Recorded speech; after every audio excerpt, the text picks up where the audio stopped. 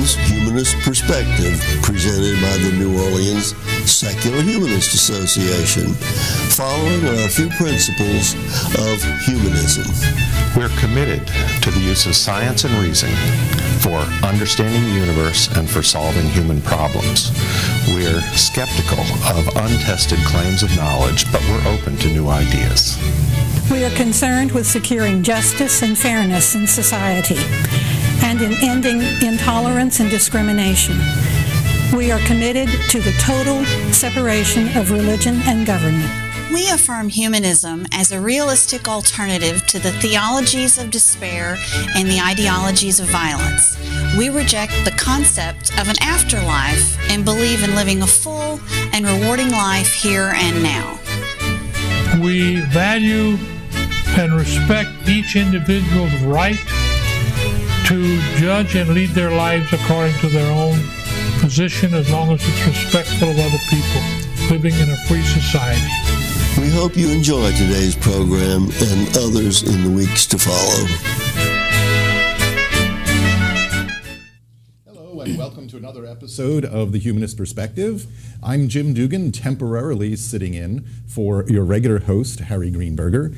And today we have as our guests two representatives of the New Orleans Volunteer Orchestra we've talked about before on this program. Very active and involved in the community here.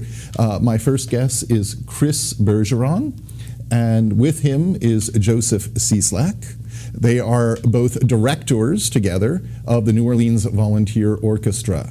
Guys, maybe you can help us remember, we've talked about a little bit before in the program, what this orchestra is founded for, what it's about. Yeah, so the New Orleans Volunteer Orchestra has exploded in size within the last 3 years. We're about a 50-piece volunteer orchestra here in the city of New Orleans, actually one of the largest in the region. And some exciting new news since last show is we actually started a volunteer choir. So not only is this group for instrumentalists, but also for singers. So that's pretty exciting.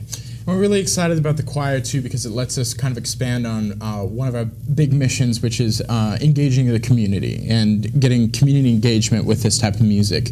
The type of musicians that we bring in are from all different walks of life. We bring in talented high schoolers, we bring in plenty of music college students studying music, and as well adults out in the community who maybe haven't picked up their instrument in a while, but love getting a chance to play and be in an ensemble again. And in addition to that community engagement, and with that we also do a lot of arts outreach. We play music that is really high quality but also accessible to the general public. So this accessibility and outreach are important aspects of what you do. You choose music that includes both classical and modern to try and bring some of the standard repertoire to people who may not have been exposed to it, may not have seen it before. What's your mission what are you trying to do with the younger audience? With our younger audience and with our audience in general, I think, because a lot of our audience is actually even college age and that type of thing. But with our audiences, we're trying to expose them to new music, and we want to bring them in and play for them like music that they know, contemporary music, pops, movies, video games, things like this. But we also want to expose them while they're there to classical music that they probably would like, but just haven't been introduced to in the right way. And we have a kind of a different approach with that than a lot of different groups where where other groups might do an entire concert of pops or movies or something along the lines, but we want to do movie music and then follow that up with classical music so that they get exposed to it in the same concert. Yeah, and one thing about that is we know the big name orchestras, New York Philharmonic, Chicago Symphony, and all that. But NOVO is different because we do have the high school students playing in the orchestra, sitting next to a professional, sitting next to maybe a college music major. So we have everybody joining us, and so it's an educational outreach program as well. So that's one thing we try to do. We try to get the younger kids in, the college kids, the high school kids in, to see a classical symphony, whereas they probably would never. Oh, classical music is boring. I don't want to go to an orchestra concert. But oh, hey, look, they're playing music from my favorite video game, or they're playing music from my favorite movie soundtrack. I want to go see that. And in that same concert, we might throw in some Beethoven, we might throw in some Mozart. So they get it. So they kind of have to get exposed to the classics, and they say all the time. They say, "Wow, I didn't realize how exciting it." It all sounds very very similar. So. Well, that's an interesting point right there. I think that you can almost, not that you're trying to pull a fast one on the audience, right. but a lot of viewers might not realize that music from movies or from video games has a basis in classical themes. Absolutely, and it might be worth making a distinction here. Like there's this kind of strategy of arts outreach. Sometimes it's kind of called like lure them in with a cookie type thing. And I understand it's not quite as cynical as that though, because Chris and I love doing the movie music. We love doing the video game music. Most of the time that we do this, actually, a good chunk of the time, I'm just transcribing the music or making arrangements, like we did Legend of Zelda a while ago, and I just made an arrangement of that. And we have a blast with that. I remember we did Phantom of the Opera a while ago, and you were just loving that. We believe, because we're younger ourselves, so when we're running the orchestra and we're just playing kind of whatever video game music, and so we kind of have a connection with our audience through the music. There's so much energy at NOVO concerts. There's so much excitement. There's so much people just come up to us and say, "Wow, we've rekindled some kind of love for going to concerts," and we have a pretty big following now because of that. After these last 3.5 years we've been around, it's been very exciting. And it's that energy I think is catching, and I think a part of it comes from the fact that this is a volunteer activity, right? So nobody's doing this for the paycheck. Right. So you're doing this on a shoestring budget. People get paid little or nothing to do this, and so they have to really want to do it. They have to love what they're doing. And they do. People love coming to rehearsals. People love coming to concerts. People love contributing their time to NOVO. So many people in the city believe in NOVO, believe in the orchestra, believe in the choir. They want us to be successful. So we do have a lot of help. We can always use more help. We exist because of volunteerism, people helping out the community. The more people we have helping us, the more people we can reach. And how do you select musicians, or how do you get, what musicians are you looking for these days, and how do you find them? And so that's something that is often brought up to us, is like, so what's the audition process like? And the audition process is you show up, and like, and we manage somehow to still offer like really high quality classical music, and I think that has a lot to do with the volunteerism. Is that the type of people who come to this are the type of people who can play the music and also want to be there and want to invest a little bit in this type of really unique musical experience in the community. And we're looking for all different types of musicians. We're looking for, as we mentioned, we have high schoolers to professionals. We had a professor playing in our orchestra for a while. I remember one time at one of our rehearsals, we just kind of went down the line and had everybody introduce themselves, and you wouldn't believe some of the stuff that we heard. It was like we had English teachers and architecture majors sitting next to high schoolers and professors at the university. It was so we really are open to everybody. We want to continue to have NOVO and the emerging choir be a melting pot and a diverse group of people. And the interesting addition that you mentioned is the expansion of having not just instrumentalists but choir as well, vocals. I attended a concert not too long ago. It was really, it went off very well, and you had a pretty big choir. Yes, the choir exploded even faster than the orchestra did in popularity. We had so many people emailing us saying, "I want to help the organization, but I don't play an instrument, but I sing." We take, again, just like NOVO, we recruited in much of the same way, online, through Facebook, just calling friends, saying, "Hey, we're starting this choir. Do you want to sing? Do you know anybody?" Some people say, "I can't read music, but I like to sing in the shower, but I've always dreamed of singing in a choir." And we say, come on in. We teach the people how to read the music. We teach people about the music. That's something that NOVO does that I don't think any other choir in the city does. We accept everybody, and we bring them. We hold a very high standard for our musicians, and we bring everyone up to that standard. And it helps because, again, that melting pot thing really comes into play, where these people who maybe only sang in the shower, there's a good chance they'll be, they might be sitting or standing next to a Loyola voice major, somebody who really knows the instrument and knows how to sing. And so they pick up some things, and they manage to, and everybody manages to bring the level of musicianship up. And it's really exciting to see, especially with the choir, how much this is going to expand.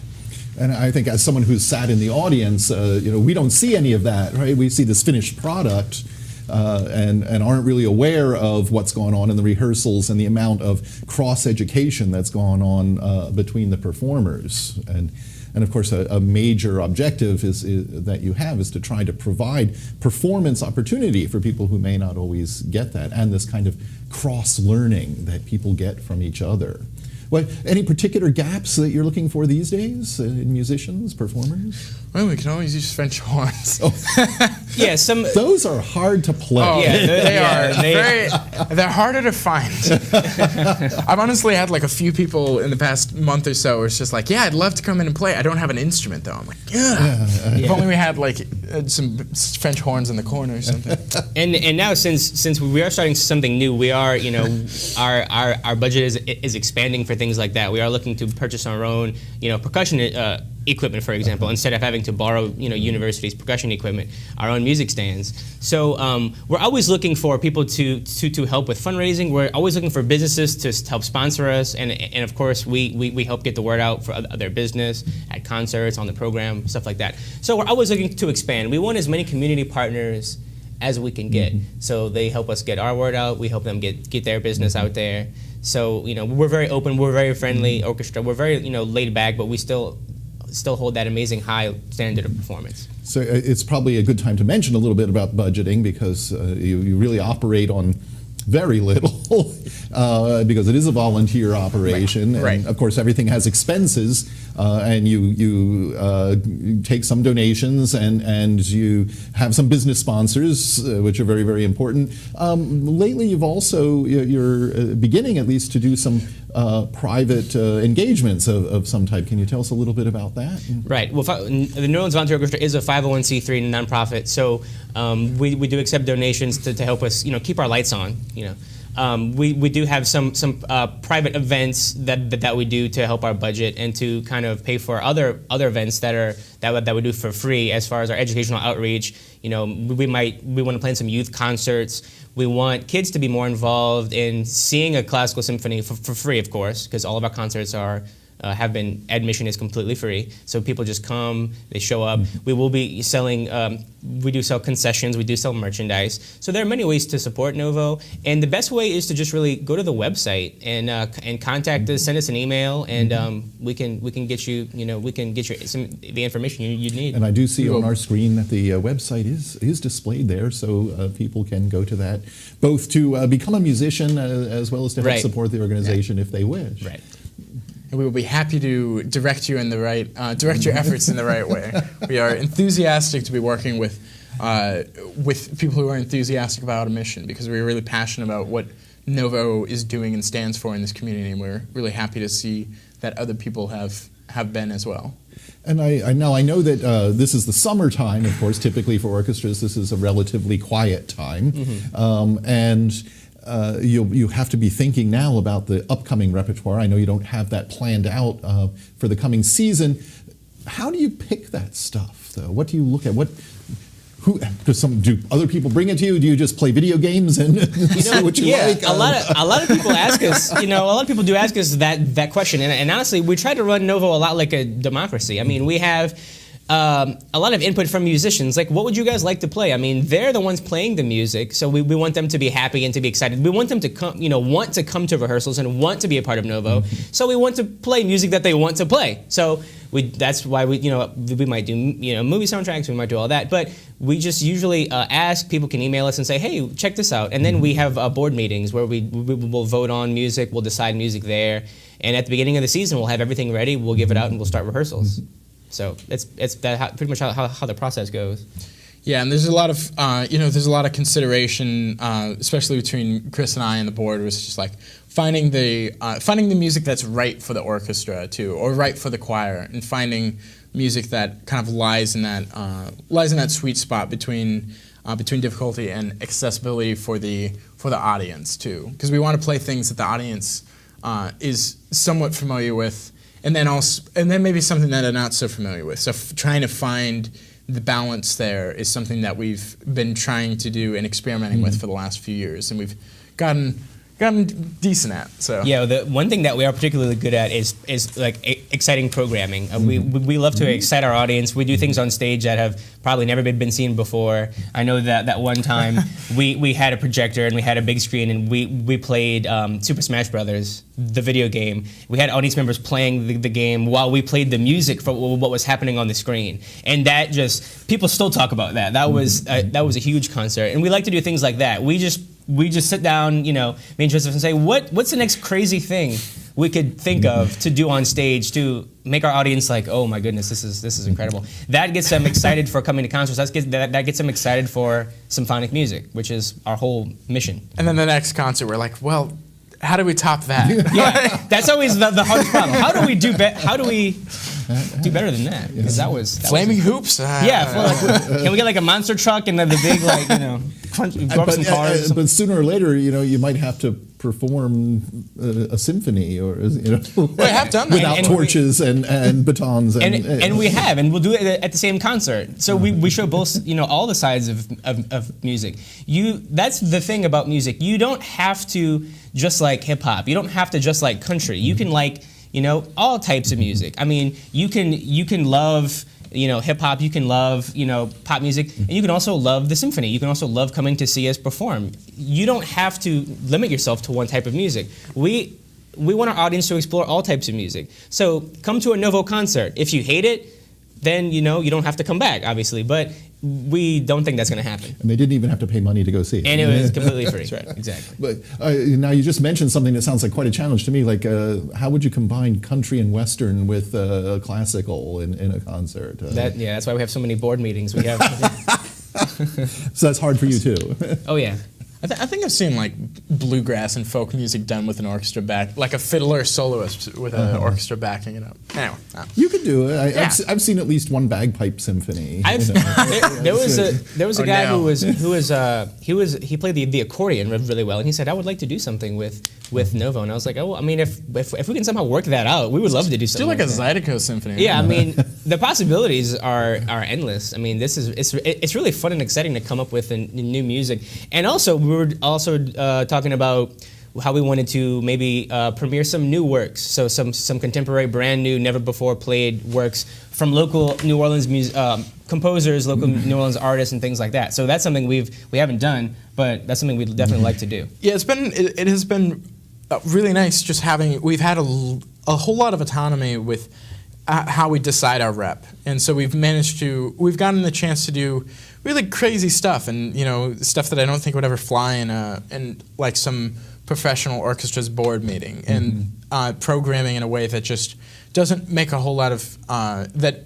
for a lot of other organizations wouldn't be so appealing or wouldn't make a whole lot of sense, but it really works for our audience, for our orchestra, and for what we're trying to do in the community. And so we've gotten to do, and we're just kind of adventurous with it too. I remember one of the big successes that we had. I remember I just like thought to myself, let's play some music from Avatar, The Last Airbender, because I adored that show, and I called up and I looked up the people who did the compositions, and I called them and like, hey, can we do this? They're like, yeah, let me clear it with Nick. And like a week later, they sent us the music, and we played it. And what are we up to? Like 100,000. We have over 100,000 people have seen or heard NOVO perform, which to me is incredible. Is this online? It's online. And it was the video of that. It was the video of Avatar: The Last. It was the live premiere, I think, of that. Of the piece. Yeah, we were on Nickelodeon Studios' website. I mean, well, that's a pretty major accomplishment. And that's pretty huge. And I mean, that was like a second season too. Yeah, NOVO is only going to grow. We're not going anywhere. I believe our last concert with the orchestra and the choir together, we had over 100 people on stage performing. The orchestra was about 60 people. The choir was about 40 or so people. Yeah, we had like 90 to 100. So we're standing in front of 100 musicians from high school till to age 90, performing in some kind of way with the group, contributing their time, it's just such a fun thing. That was, I just gotta say, that was an incredible experience. I'm so glad that we started the choir, just because that was a transportive experience, standing in front of and combining those talents and combining all of those efforts together. It was just one of those, getting to do that for the first time, and on that scope and that scale was really a privilege to get to work with so many people who believe in just making music in the city, free of charge, and just doing it for the love of it. Now, one thing, I want to change the topic slightly because time's a-wasting, and I want to make sure that we can mention that NOVO is active in helping other groups, other musically oriented charitable organizations. Can you tell us a little bit about your mutual support with other groups? Sure. Yeah, we do host charity concerts. Typically, we've done it once a year. We might expand to more, and we would just host a New Orleans charity.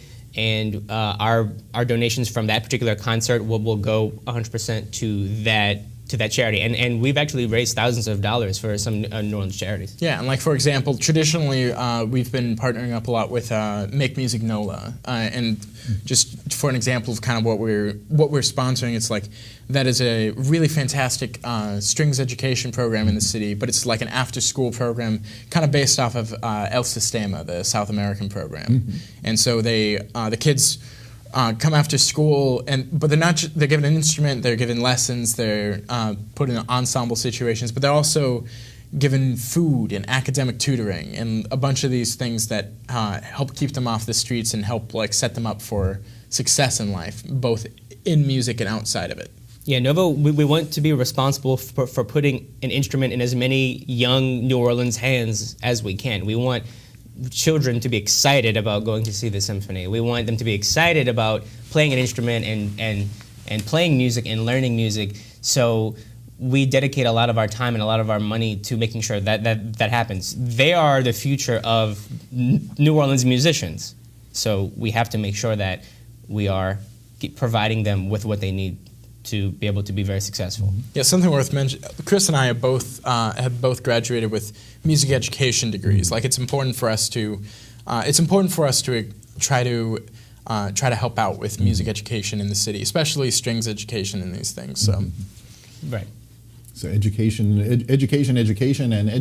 Yeah, and more education. We're both music teachers, so that's what we do. You know, for a living. So it's basically all week teaching music to elementary school kids, and then weekends is NOVO, and so we're music all the time. So where do you see things headed for the coming year? What any particular developmental directions? More of the same? I think from the outside it'll look like a lot of the same. I think we'll be performing at new venues though, and people can look forward to that. We'll probably be performing at different places in the city as well. Originally we've just been performing at Loyal, and now maybe we'll be performing uptown as well as like the Marigny or something along those lines, so that we can expand the audience that we're reaching out to. I think they can see us do more with the choir as we try to continue to expand that program. And on the back side of it, we're going to be seeing a lot of organizational restructuring and really trying to set up the orchestra to expand its operations and be effective in doing so. Yeah, we definitely want more concerts. We want more educational outreach. We want to perform at many different venues. All of this information, when's the next concert? Where's it going to be? All of it is online on our website. So if anyone has any questions, we just go to the website, send us an email. We love to talk to our audience. We love to talk to our fans. I mean, after a concert, come up and chat with us. And of course, find us on Facebook. We do a whole lot of outreach. Do a whole lot of stuff through that. We've got like 1,200 likes now. Yeah, we've had that's pretty good. Pretty big following. So now, I mean, this is obviously a great deal of work running this thing, organizing this thing, getting. It sure is. Yeah. You have rehearsals, you have recruiting, you have auditioning. Plus, you have to deal with the music itself. You mentioned that you might have to get permissions to use music. You look for stuff that's in public domain. Yeah. And then there's orchestration, which most people probably don't even know what that is. I mean, you don't just get a book and set it down in front of the orchestra. It's a lot of work, and usually me and Joseph have been doing most of the work, but since we are expanding, we do need help, and we're asking more volunteer musicians and to help us more with with calling or emailing or helping with the website. But there's nothing like after a concert when you have 300, 400 people standing and applauding for what we've been working on for the last 2 or 3 months. That's just the best feeling, and it's all worth it. We love our musicians, we love our audience. We just want to bring music in the home of every house in the city, and that's what we've been working to do. It's fun stuff. It is. Well, it's good to be doing something that you really, really enjoy. Yeah. Sometimes I hear some music and think, oh, that would be a good one for NOVO to play. Send us an email. Yeah, we get a lot of those. I know some of it's hard to get, though. It is. I saw something on television. It was just like one of these very old, hokey horror movies with Vincent Price in it. It had this very eerie background music, and I don't have no idea how you would even find it. How would you find that? Well, the easy way, which isn't easy at all, is to rewrite it and reorchestrate it. Usually, that we would give it to Joseph, and he would do something like that. He would, and then he, just dash that off this afternoon. And then we would just perform it like that. We would just have him write the parts. Seriously though, like probably almost every single season that we've done, we've had a piece on the program that was arranged or transcribed by me. We did Doctor Who, Legend of Zelda, like all. We did a Debussy piece I arranged, like all of these. Like I really enjoy doing that, and it allows us to expand, allows us to do a lot of things with the orchestra that we might not get to do otherwise. And it allows us to play almost anything we want, that we can get away with. Sometimes we have to get the certain rights to perform and all that, but since our concerts are free, it's usually pretty simple to do. Even from Doctor Who, because we actually called the BBC. We got rights for that. Yeah. We got permission from that. Right. Well, I mention it specifically because if I'm not mistaken, right now as we're taping, there is a Time Fest. I'm not sure what it's called. There's a Doctor Who festival going on in New Orleans today, this weekend. Wow. Oh man, I better break out my 11 outfit. For the audience who don't know what we're talking about, a cult following in certain kinds of British science fiction television. High nerd content. Indeed. Hey man, it allows us to play anything that we wanted to pretty much do, and our audience love it. I mean, we get emails, hey, you should play music for Game of Thrones. I would love to see you guys play music from, whatever new video game. And we do try to keep it current. If there's a new movie coming out, like for example, when the new Hobbit movie came out, we played the music for, the last movie to kind of like hype it up a little bit. We did Super Smash, when we did that Super Smash Brothers, that actually coincided with the new Super Smash Brothers game coming out. We were a game behind, but it still made sense and it was relevant with the time. And now with a choir, we can do so much more stuff because we can have the choir and the orchestra performing together, and we can have, it adds so many layers and layers and layers of sounds we can create. Yeah, it was funny. I mean, like when we got the choir together, that first concert we actually revived a piece that we did for Super Smash Brothers because when we did that, we didn't have. The original had a choir in it, and we just kind of arranged it out for like a woodwind choir at that point. But to have the actual choir singing it added so much to the experience. Well, thank you so much for your participation, Chris and Joseph. It's been a very interesting discussion, and I thank our audience for watching one more time The Humanist Perspective, and we look forward to the next time.